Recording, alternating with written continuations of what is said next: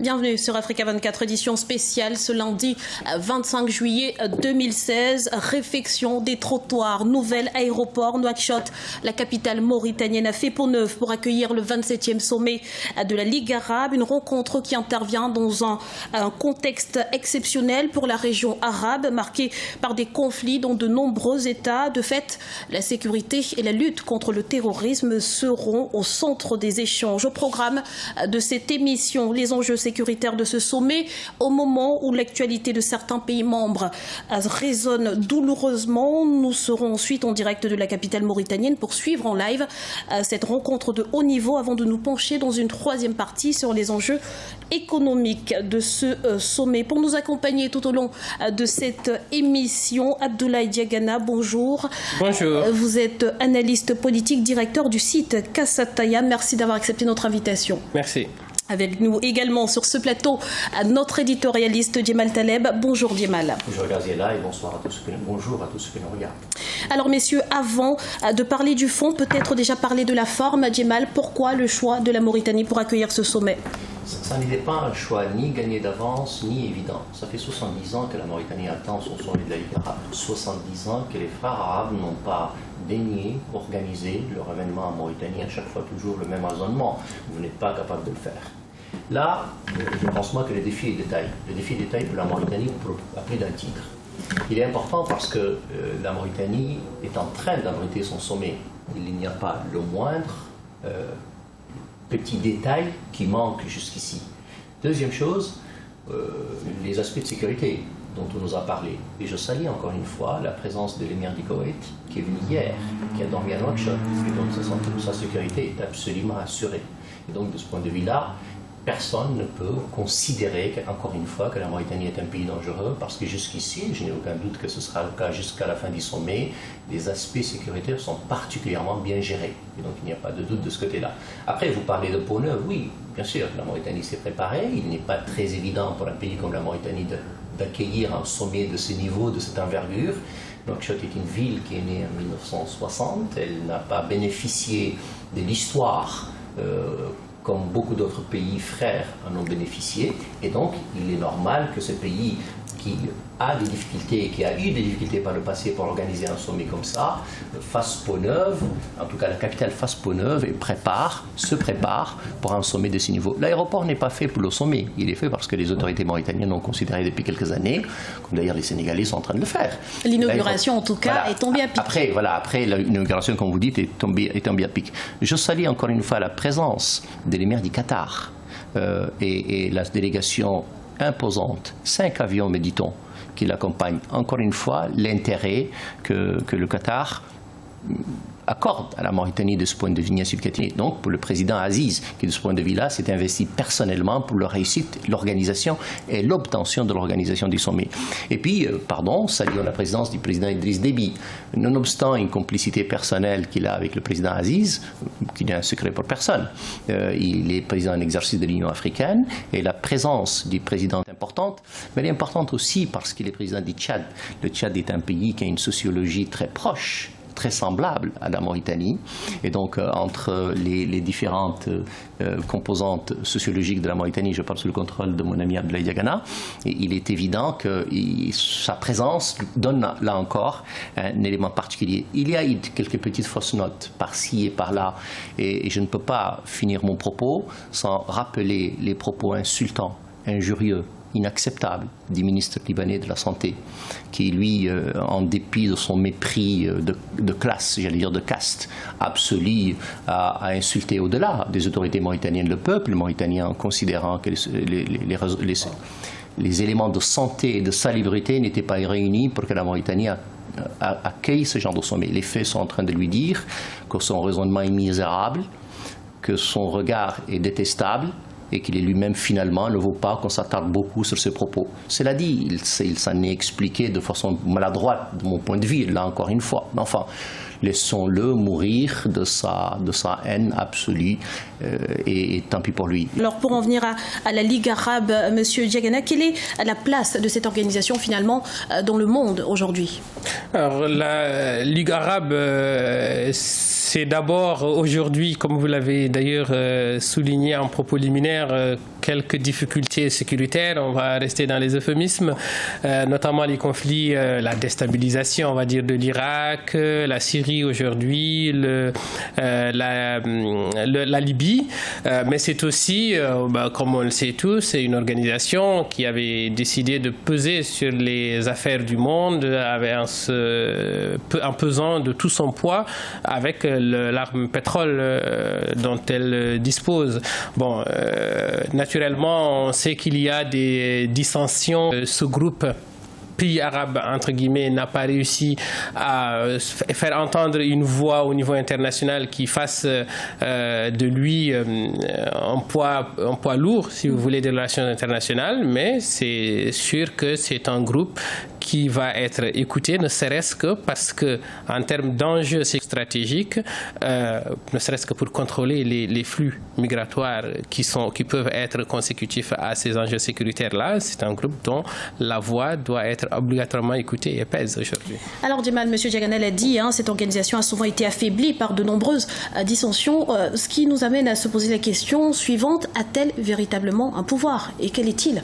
Non, Abdoulaye Diagana a bien raison, il dit une chose très jolie, il dit elle a eu un poids important avec l'arme du pétrole, ce qui est malheureusement de moins en moins vrai, de moins en moins le cas, mais ce qui a été le cas, c'est-à-dire que la Ligue arabe était le cartel, l'essentiel des cartels pétroliers de l'OPEP, et donc l'arme pétrolière donnait aux pays membres de la Ligue arabe une puissance réelle.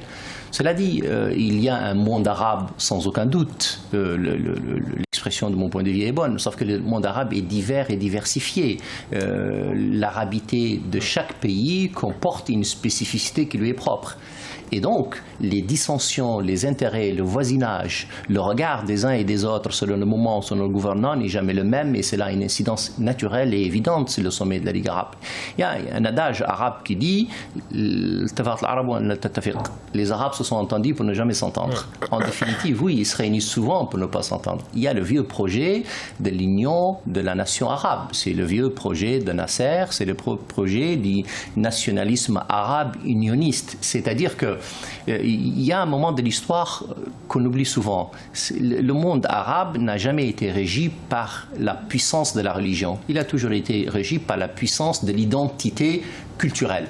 D'ailleurs, pas colorielle, culturelle, parce que le monde arabe est de diverses couleurs et de diverses origines.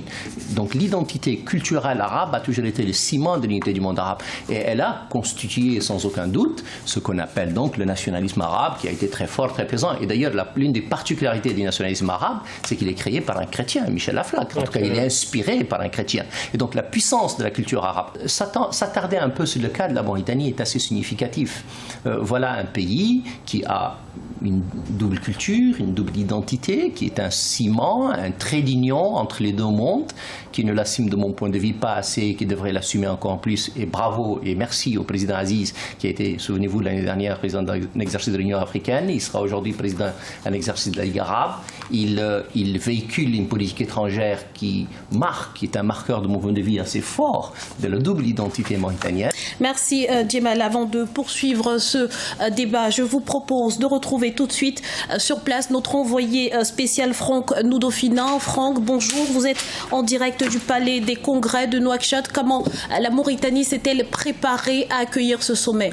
Ici au palais des congrès de Nouakchott en Mauritanie, le sommet de la Ligue arabe va démarrer. La cérémonie officielle, les chefs d'État et de gouvernement de la Ligue arabe sont déjà là pour démarrer officiellement la cérémonie de ce sommet de la Ligue arabe. Avec nous, un invité pour nous parler justement des enjeux de ce sommet, nous parler de la symbolique justement pour Nouakchott, la capitale mauritanienne qui reçoit pour la première fois de son histoire un sommet de ce type. Et Monsieur Abdallah Ramdallah, dites-nous déjà, pour Nouakchott qui reçoit ce sommet, c'est quoi exactement la symbolique? Qu'est-ce que ça représente pour le commun des Mauritaniens? D'abord, merci pour Africa 24 d'avoir accordé cette importance à la Mauritanie, à ce qui se passe en Mauritanie, parce qu'elle a compris que c'était un sommet de la Ligue arabe, mais pas un sommet ordinaire, même si la session est une session ordinaire, mais c'est un sommet extraordinaire. C'est un sommet qui se présente dans un contexte arabe particulier. C'est un contexte qui se présente après que la Mauritanie a dirigé l'Union africaine. C'est une autre façon pour la Mauritanie de prouver et d'affirmer sa double appartenance et son rôle stratégique dans la sous-région. Le président de la République a passé toute la journée d'hier et la soirée et la matinée à recevoir les dirigeants du monde arabe dans le nouvel aéroport qui a été inauguré pour l'occasion. Donc ce sommet est un aboutissement d'un certain nombre d'efforts fournis d'une façon intense par le président de la République et sa diplomatie sur Suisse à cette année qui a donné l'organisation de ce sommet et la participation des dirigeants arabes qui a dépassé largement la moyenne retenue depuis la création de la Ligue arabe, malgré le contexte politique actuel. Les organisations sous-régionales, les Nations unies, la communauté internationale est présente aujourd'hui à Mauritanie. Il y a un certain nombre de questions qui vont être posées tout à l'heure, mais le plus important, c'est que le pouvoir en Mauritanie ou l'État mauritanien est le seul État arabe qui est à mi-chemin entre les différents États arabes et les différents dirigeants où il fournit, il met à leur disposition la khayma, la tente mauritanienne, la tente traditionnelle qui a sa symbolique. Parce que le président de la République, le 3 mai, quand il a annoncé officiellement que la Mauritanie allait organiser le sommet, il y a beaucoup de gens qui n'y croyaient pas. Il a dit qu'on va organiser le sommet, même sous des tentes. Aujourd'hui, c'est une tente mauritanienne, mais qui a intégré tous les détails du confort technologique. Les dirigeants arabes sont là. Le sommet va démarrer dans quelques minutes. Donc, c'est des retrouvailles. C'est une fierté. C'est une fierté pour les Mauritaniens. Je dirais même que c'est un rêve qui a accompagné les Mauritaniens avant la création de l'État. Vous savez très bien que les savants mauritaniens ont été au Moyen-Orient, au Golfe, mais cette reconnaissance, elle est là, elle est illustrée aujourd'hui avec l'État moderne qui reçoit l'intelligence arabe, qui reçoit les dirigeants du monde arabe, les créateurs de l'opinion dans le monde entier et l'importance du pays avec aussi un invité particulier, un invité de marque, celui du président de l'Union africaine, le président Idriss Déby. C'est pour aussi dire à la communauté internationale, dire aux participants, voilà la Mauritanie qui a présidé l'Union africaine, qui préside la Ligue arabe, voilà la Mauritanie qui a une double appartenance, un pays arabe, un pays africain, un pays islamique, un pays saharien, un pays préoccupé par la stabilité et le développement de la sous-région, un pays qui désormais participe dans la stabilité du monde entier. La Mauritanie a dirigé l'Union africaine de janvier 2014 à janvier 2015. La Mauritanie s'apprête aujourd'hui à diriger la Ligue arabe parce qu'il faut le rappeler, chers téléspectateurs, la Ligue arabe est actuellement dirigée par le président égyptien. Et pendant ce sommet, ce 27e sommet de la Ligue arabe, le président égyptien va passer le relais à son homologue de la Mauritanie. Qu'est-ce que cela représente déjà? Après l'Union africaine, vous vous apprêtez aujourd'hui à diriger une instance transcontinentale, parce qu'il faut le rappeler, la Ligue arabe, c'est entre le continent africain et le continent asiatique. Qu'est-ce que cela représente exactement? Mais j'ai dit, ça représente beaucoup de choses. Ça représente une symbolique très forte, mais ça représente aussi une réalité. La réalité, c'est celle de la présence de la Mauritanie sur la scène internationale, celle de l'importance stratégique de la Mauritanie, celle des pas franchis en matière de développement, parce que la Mauritanie est capable de recevoir des dirigeants du monde. On a vu le ballet diplomatique hier, on a vu des chefs d'État qui attendaient une demi-heure, 3/4 d'heure parce qu'il y en avait d'autres qui étaient reçus. On n'a jamais connu ça dans l'histoire de l'État mauritanien moderne. Et ça veut dire aussi que pendant 12 mois, l'actualité arabe sera prononcée, pensée, décidée à partir de Nouakchott. Nous parlons de l'actualité arabe, mais il faut aussi dire que l'actualité arabe, justement, c'est la crise sécuritaire, c'est la crise économique avec la chute des cours du baril. Et quels sont les enjeux, d'après vous, de ce sommet, quand on parle aujourd'hui de la Palestine, de la Syrie, de la Libye, de la Somalie, et de tous ces pays africains ou non qui souffrent aujourd'hui de l'insécurité? Quelle décision exactement qu'on peut attendre d'un tel sommet qui, malgré qu'il soit ordinaire, justement, pourrait justement aider à résoudre ces crises? Il y a certainement les décisions qui sont prises par les chefs d'État concernant des sujets comme la question de sécurité. Et là, j'apprends par le secrétaire général des Nations Unies qu'il a annoncé aux médias mauritaniens que la décision qui sera prise au sommet de Nouakchott concernant la sécurité, elle prendra comme fondement l'approche mauritanienne, l'approche sécuritaire mauritanienne qui a été retenue par la communauté internationale. Il y aura beaucoup d'autres questions qui vont être posées, mais je reviens un peu à je reviens un peu à l'expérience de l'Union africaine quand le président de la République l'a dirigé autrefois. On sait que le président de la République a été dans le nord du Mali au moment où des dirigeants des pays membres au Conseil de sécurité n'ont pas pu être là-bas. Il a trouvé une solution pour ce problème. Il a été voir les malades d'Ebola. Il a partagé une part de nos moyens. Nous sommes un pays du tiers-monde, mais nos frères africains souffraient. On a partagé avec eux ces moyens. Et il a été là, il a posé pour la première fois les problèmes de la jeunesse africaine, les problèmes de chômage au niveau des États-Unis, avec le sommet qu'il a présidé avec le président des États-Unis pour la première fois, à Bruxelles, en Australie. Je pense que cette expérience qu'on a vécue avec l'Afrique, on va les vivre avec le monde arabe. Mais quand on a vécu avec l'Afrique, on ne s'est jamais séparé du monde arabe. Aujourd'hui, on va les vivre avec le monde arabe et on ne se séparera jamais de l'Afrique.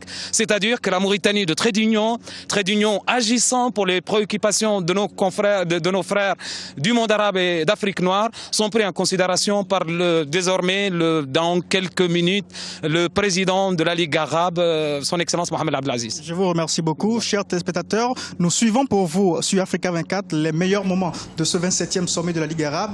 Nous allons vous faire vivre étape par étape les grandes décisions qui vont être prises, les grands enjeux de ce sommet, on va en parler. On va parler également de tout ce qui est autour du 27e sommet de la Ligue arabe. Restez connectés sur Africa 24 et Graziella, je vous retourne l'antenne. Merci Franck pour toutes ces précisions. Franck Noudofina, notre envoyé spécial en Mauritanie, que nous retrouvons bien évidemment tout au long de cette émission. Monsieur Diagana, ce sommet, ce sera l'occasion pour la Mauritanie d'affirmer sa double identité. Merci de m'avoir relancé sur cela, parce que c'est sur ce point-là justement que je voulais rebondir. Comme l'a dit le directeur général de la radio mauritanienne, Abdellah Hormatella, qui est aussi présenté comme analyste politique, la Mauritanie a cette particularité-là d'être doublement composée. Elle est africaine, sub-africaine si on veut, mais elle est arabe, donc rattachée un peu à l'Afrique du Nord. C'est dommage, elle a quitté la CEDEAO, donc, qui était un outil intégrateur, mais bon, après, l'Union du Maghreb arabe ne marche pas comme on eût pu le souhaiter, mais la Mauritanie cultive cette double culture-là, même si, de temps à autre, très souvent d'ailleurs, on lui reproche trop d'en faire plus du côté arabe que du côté africain. Et aujourd'hui, c'est toute la Mauritanie dans sa diversité, donc même ceux qui ne sont pas arabes, il y en a beaucoup en Mauritanie qui ne sont pas arabes, qui accueillent ce sommet-là, qui se mobilisent, qui mettent les petits plats dans les grands pour que le sommet soit un succès. Donc c'est une fête pour toute la Mauritanie, c'est un honneur pour toute la Mauritanie. Voilà, et on espère qu'elle va garder cette diversité-là qui fait sa richesse. Djemal, je vois que vous avez envie de réagir sur cette question de double identité de la Mauritanie. Non, parce que je considère que, et je ne fais injure à personne, mais il y a beaucoup de facteurs qui ont fait que nous ne la cultivons pas. Il y a un facteur que nous partageons avec tous les Africains, c'est-à-dire que n'importe quel baoulé préfère parler français que de parler bété. Ces problèmes-là, les Mauritaniens l'ont, mais il n'y a pas que les Mauritaniens, ils partagent avec toute l'Afrique subsaharienne. Mais je pense encore une fois que la particularité de porter la double et la triple identité mauritanienne est une chance que nous devons cultiver beaucoup. Nous l'avons, et Abdoulaye Diagana a raison, longuement négligé, notamment sous le régime de Ould Taya. Ould Taya avait une orientation très forte, très marquée, d'enlever à la Mauritanie 50% de ce qu'elle est. Alors, pour en revenir à la Ligue arabe, Monsieur Diagana, quelles sont les avancées enregistrées depuis la création de cette institution ? C'est extrêmement difficile de dire quelle avancée il y a eu, surtout quand Jamal a parlé à un moment donné des tentatives qu'il y a eu entre l'Égypte et la Syrie, donc un État fédéral qui n'a pas marché. Kadhafi avait essayé à un moment donné avec Bourguiba, ça n'a pas marché non plus. Les Arabes, Jamal, je reprends juste la phrase de Jamal, ils se sont entendus pour ne s'entendre sur rien. Quelle contribution le sommet de Nouakchott peut-il apporter à l'action commune arabe ? Je pense qu'il faudrait que la Ligue arabe ait aussi un regard économique et qu'elle pose ce modèle de société de demain, quel modèle de développement, quelle est la part du monde arabe dans l'industrialisation de ses économies, les choix du futur. Regardez l'exemple de Dubaï. Voilà une région, certes, le Dubaï appartient aux Émirats arabes unis et Abu Dhabi est un grand émirat pétrolier, mais Dubaï a su construire, fabriquer un modèle économique en dehors et au-delà du pétrole. Nous allons avoir l'occasion, pardonnez-moi de vous couper, Djemal, justement, de revenir plus en détail sur les enjeux économiques de ce sommet. Mais Monsieur Diagana, comment est-ce que le printemps arabe a fait évoluer l'équilibre de cette organisation? Alors, au début, on peut séparer le monde arabe en deux, c'est-à-dire que l'élite, les dirigeants politiques et ce qu'on a appelé à un moment donné la rue arabe, qui était à la recherche de modèles qui lui étaient envoyés par les chaînes satellitaires, un peu plus de démocratie, un peu plus de droits de l'homme, et puis un peu plus de pouvoir par rapport au choix de ces dirigeants, de ces leaders. Vous voyez le résultat que le printemps arabe a donné à la fin. Aujourd'hui, quasiment tous les pays qui n'ont pas eu leur printemps sont en train de se frotter les mains en se disant « heureusement qu'on ne l'a pas eu ».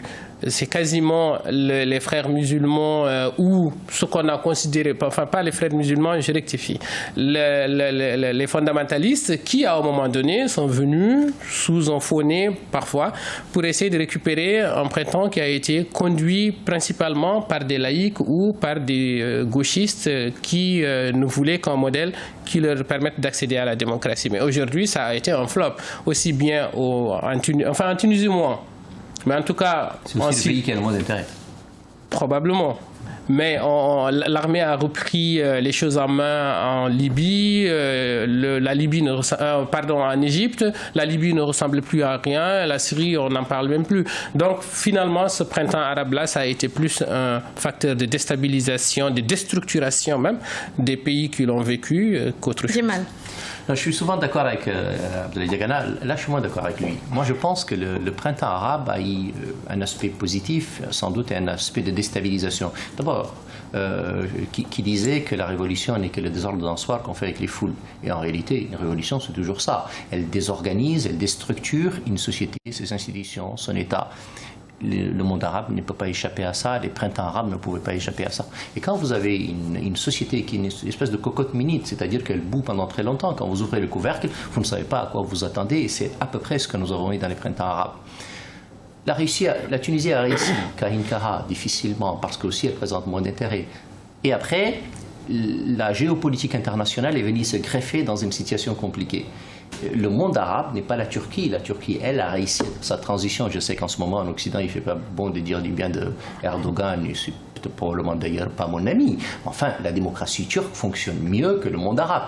Je pense qu'il y a un problème intrinsèque au monde arabe de façon générale qu'il va falloir régler. Le problème de la famille, de la pyramide de la société, de la place de la femme, de la place des plus jeunes. Et donc, cette révolution-là qui est en marche, quelqu'un me faisait remarquer que la révolution saoudienne viendra, mais elle viendra par la femme. Et ce qu'on ne sait pas, c'est que les femmes saoudiennes sont aujourd'hui d'un niveau tellement élevé, elles sont souvent ingénieures, qu'en réalité elles éduquent les enfants. Et donc l'éducation et le regard de la société saoudienne changera. Je pense moi que le monde arabe vit une mutation forte qui ne se voit pas. Et je crois que le printemps arabe a né l'expression préliminaire. Le reste, de mon point de vue, suivra. Parce qu'on ne peut pas sortir indemne de ce qu'on a fait. Les pays d'Europe de l'Est ont mis 10 ans pour se sortir d'une situation difficile. Après, il y a la réalité, et on se dit un peu les choses. Il y a donc Al-Qaïda, il y a Daesh, il y a l'État islamique. Ça, c'est le résultat de la géopolitique. Pardon, si on n'avait pas eu l'intervention irakienne en 2003, on n'aurait pas eu Daesh. Si on n'avait pas eu la guerre en Syrie, on n'aurait pas eu Jabhat al-Nusra. Si on n'avait pas eu l'intervention malheureuse en Libye, et Dieu sait que mea culpa, au tout début j'étais favorable, enfin pas ce qui s'est passé après, on n'aurait pas eu le désordre aujourd'hui en Libye. C'est-à-dire que c'est à chaque fois la conséquence de quelque chose. Le drame du monde arabe, ou ses chances en même temps, c'est qu'ils sont dans deux régions stratégiques remplies de pétrole.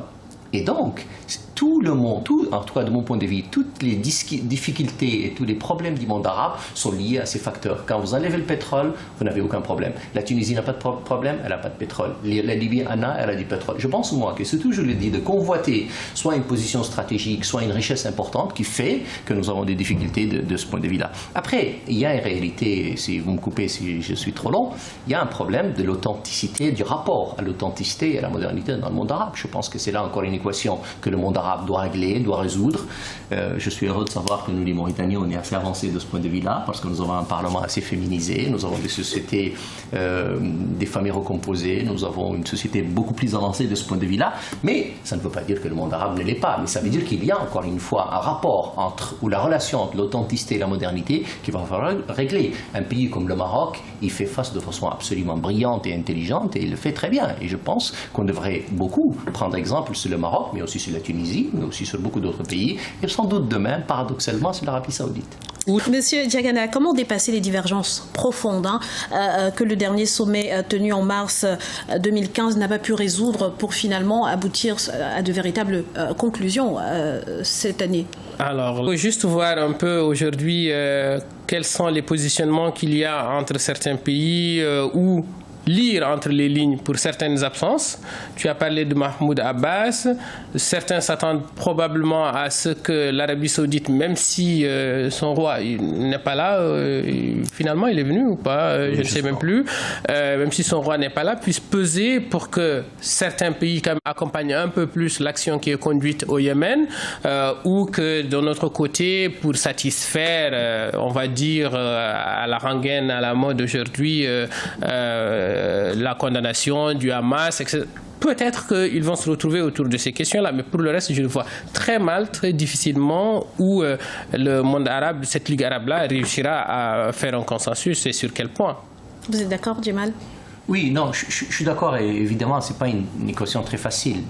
Je le disais, je le répète, la Ligue des États arabes n'a pas été construite, faite au départ pour répondre au défi d'aujourd'hui. Je pense, moi, qu'une réforme importante de la Ligue arabe, de ses statuts et des attributions qui sont les siennes doivent être modifiées pour que le monde arabe puisse faire face aux problèmes qui le concernent. Cela dit, les Arabes bougent. Le Conseil de coopération du Golfe fonctionne plutôt pas mal. Et il arrive, en dépit de la guerre au Yémen, par exemple, et en Syrie, même si la Syrie n'en fait pas partie, mais les États soutiennent différemment et de façon divergente la situation, a su avancer. La guerre au Bahreïn a été importante, et en dépit de cela, le Conseil de coopération du Golfe continue à fonctionner. Et une partie des problèmes du monde arabe est aussi réglée dans les ensembles sous-régionaux. Alors, on a parlé de l'Union du Maghreb arabe, qui malheureusement ne fonctionne pas très bien, et c'est un euphémisme. Il y a, en dépit de cela, une relation forte entre les États membres de la Ligue arabe, de l'Union du Maghreb, parce qu'encore une fois, je pense moi que l'Union du Maghreb arabe, il va falloir réfléchir un peu plus sur le mot arabe, parce que le Maghreb est arabe pas seulement, la revendication de la majorité est importante, la revendication de du caractère subsaharien d'une bonne partie est importante. D'ailleurs, on peut être maghrébin et tout ça à la fois. Et c'est, de mon point de vue, l'un des facteurs sur lesquels il faut réfléchir à l'avenir. Mais en dépit de ça, les maghrébins s'alignent sur l'eau, sur l'électricité. C'est des choses qu'on ne voit pas, mais c'est aussi ça du droit et de la relation qu'on fabrique tout le temps. Et donc, les problèmes de la Ligue arabe sont aussi réglés un peu comme ça. Mais il faut toujours se dire que cette institution a été prise en otage pendant très longtemps par deux problèmes. Et donc, il va falloir aujourd'hui qu'elle réfléchisse à tout cela, mais les problèmes de l'époque sont toujours présents. Djemal, pour en venir au 27e sommet de la Ligue arabe qui s'ouvre donc ce lundi, Monsieur Diagana, quels seront les grands thèmes abordés lors de ce sommet? Les questions sécuritaires, naturellement, cette déstabilisation-là qui touche l'Irak, la Syrie, la Libye principalement, et on s'attend à ce que, naturellement, la question de l'islamisme soit aussi évoquée afin que les Arabes dégagent une position consensuelle pour savoir comment faire face à un phénomène qui est en train de ternir au-delà du pays, du cercle des pays arabes tout court, mais le monde musulman tout entier. Il faut qu'il y ait une réponse du monde arabe qui est un peu, si vous voulez, le noyau de ce chamboulement-là qui est en train de toucher le monde entier finalement. Donc on s'attend à ce que cette question-là aussi soit abordée. Donc de mon point de vue, principalement, ces deux sujets-là seront au cœur des débats. On les attend surtout sur ces deux questions-là. Alors avant de poursuivre le débat et pour compléter ce qui a été dit sur le fonctionnement de la Ligue arabe, retrouvons une fois de plus en direct du Palais des Congrès de Nouakchott notre envoyé spécial Franck Noudofina. Franck, vous êtes en compagnie d'un invité, c'est à vous. On est bien sûr encore à Nouakchott, ici au Palais des Congrès, où se tient le 27e sommet de la Ligue arabe. Avec nous, le directeur de publication du Kalam, le Kalam qui est un quotidien mauritanien. Dites-nous déjà, Monsieur Ahmed Oulcher, le fonctionnement de la Ligue arabe. L'instance existe depuis plus de 10 ans. Qu'est-ce qui ne marche pas dans son fonctionnement? Pourquoi les décisions qui sont prises ont toujours du mal à être exécutées? Depuis, disons, beaucoup plus que 10 ans, depuis plus de 40 ans. Et il y a un adage populaire très célèbre pour ironiser un peu sur les désaccords entre les Arabes. Cet adage dit que les Arabes se sont mis d'accord sur un point, c'est qu'ils ne sont jamais d'accord. Malheureusement, chaque année, c'est comme ça, c'est le même rituel. Le sommet est organisé, certains chefs d'État arrivent, des rois arrivent, d'autres s'abstiennent pour des raisons diverses. Et voilà, on fait des communiqués, on condamne, on demande. Malheureusement, les résultats sont toujours les mêmes. Il n'y a pas de résultat. Et pourquoi exactement? Quelles raisons on peut évoquer à cette situation? C'est de profondes divergences, malheureusement, qui existent entre les différents États, entre les chefs d'État, qui les empêchent de se mettre d'accord, malgré le fait que ce soit toujours autour d'une table. Mais c'est leur divergence, leur vision, leur politique, les empêche de se mettre d'accord sur au moins les grands problèmes que vit le monde arabe. Par exemple, le problème palestinien, qui existe maintenant depuis 1948. Malheureusement, jusqu'à présent, les Arabes ne sont même pas mis d'accord sur une solution définitive qui permettrait de régler ce problème définitivement. Il y a des profondes divergences d'approche entre les chefs d'État. Certains ont des accords de paix avec Israël, d'autres refusent systématiquement de le faire.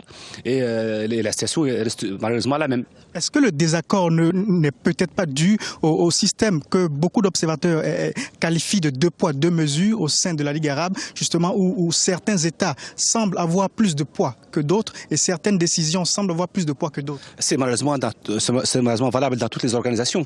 Les États ne sont pas les mêmes, ils n'ont pas les mêmes poids, ils n'ont pas les mêmes capacités, ils n'ont pas les mêmes économies, ils n'ont pas les mêmes moyens. La Ligue arabe, c'est valable aussi bien pour la Ligue arabe que pour l'OIA, que pour l'Union africaine, que pour l'Union européenne, que pour les Nations unies. Certains pays sont puissants, ils ont des moyens, et donc leur poids est plus important qu'un État pauvre qui ne peut pas avoir un poids réel sur les décisions de l'organisation.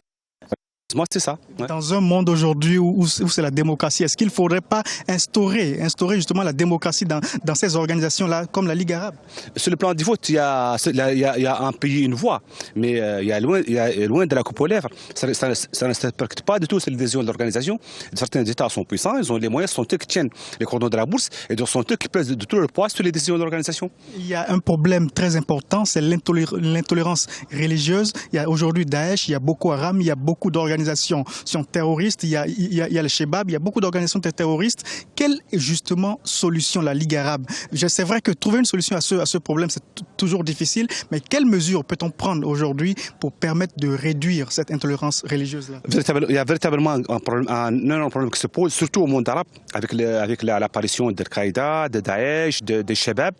Et c'est un problème qui se pose de façon extrêmement urgente. Malheureusement, les Arabes ne sont pas mis d'accord sur la possibilité d'éradiquer définitivement. On dit même, certains États disent que d'autres ont encouragé l'émergence de certains mouvements salafistes, certains mouvements extrémistes, ils les encouragent, les financent. Et malheureusement, dans cette situation-là, il est difficile de trouver une solution. Parce que les gens ne pourront jamais se mettre d'accord sur la possibilité d'éradiquer définitivement ce phénomène. Quand certains l'encouragent, d'autres veulent l'éradiquer, il y a quand même un problème.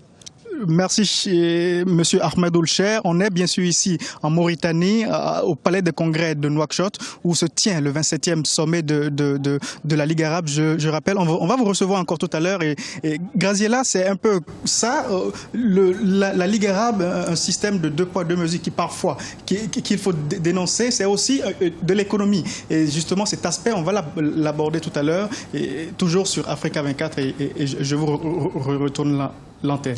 Merci Franck. Nous vous retrouverons dans quelques instants. Djemal, on a entendu dire que certains États ont plus de poids que d'autres dans cette organisation qui sont finalement les têtes pensantes de la Ligue arabe. Alors, il faut se dire que le monde arabe est généralement, depuis toujours, centré autour de l'épicentre culturel qui a toujours été l'Égypte. L'Égypte a toujours été la mère, non seulement de l'humanité, mais du monde arabe. L'impulsion culturelle se fait au Caire, la distribution de l'information se faisait au Caire, la production cinématographique se faisait au Caire, à tel point qu'on oubliait même l'arabe littéraire et on était plutôt sur le dialecte égyptien, qui est un dialecte arabe évidemment, mais en tout cas avec le fort accent et la forte particularité égyptienne.